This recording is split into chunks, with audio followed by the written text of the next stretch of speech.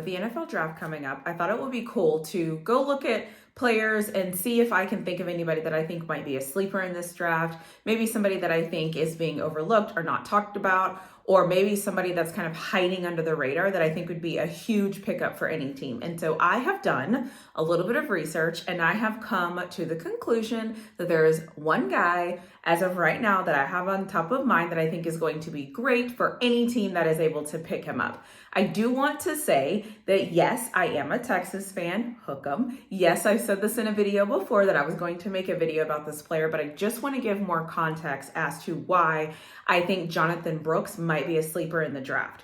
The one thing that I will say is that Jonathan Brooks got injured against TCU last year. And so because he got injured, he wasn't able to finish out the season. Therefore, his stats weren't able to develop. And also because people didn't continue to see him as the year as the year continued, it might have impacted his draft stock and might have impacted just people's ability to remember that he's a great player and to remember that he could add value to somebody's team.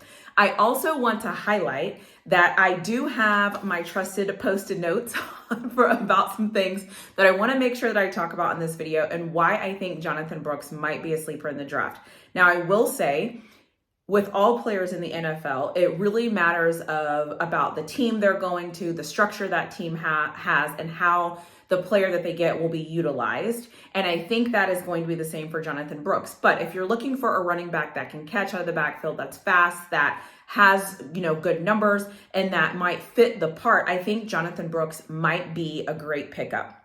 Let me tell you some of his stats. So Jonathan Brooks last year had 1,139 yards. Remember, he also missed 3 games. So he missed 3 games and he still managed to have 1,139 rushing yards. He had 10 touchdowns and he averaged 6.1 yards a carry last year. He also had 0 fumbles and he also finished with 25 receptions for 286 yards. As well. So he can not only run the ball, he can catch the ball, no fumbles. I watched him play, obviously being a fan, I'm a little bit of a homer, but I do think that he is going to bring tremendous value to somebody's team that knows how to utilize running backs for more than just running the ball. I also want to mention that he is 6 foot, he is 216 pounds.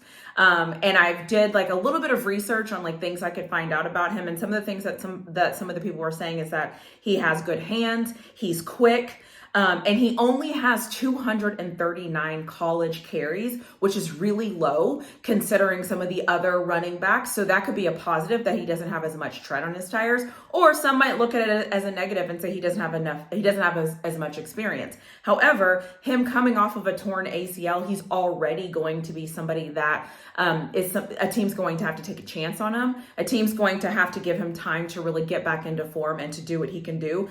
But I think Jonathan Brooks might be a steal of this draft. I also think he would be a steal if he goes to someone that already has a really good team, really good core, really good foundation. Think about how electric he can be if healthy. If he is healthy, I think he is a steal in the draft. And I think he's going to be one of those players that, again, people have forgotten about because he couldn't do anything physically. And we haven't seen him since he got hurt in the TCU game. But that doesn't take away his ability to make plays. That doesn't take away his ability to be an amazing football player. And that doesn't take away his ability to be a steal in the draft. So this is just my first one that I'm thinking of right now. Somebody else might pop up as things get closer, but I just wanted to make this video and share my 2 cents on Jonathan Brooks and why I think he's going to be a steal in the draft. And as always, hook 'em.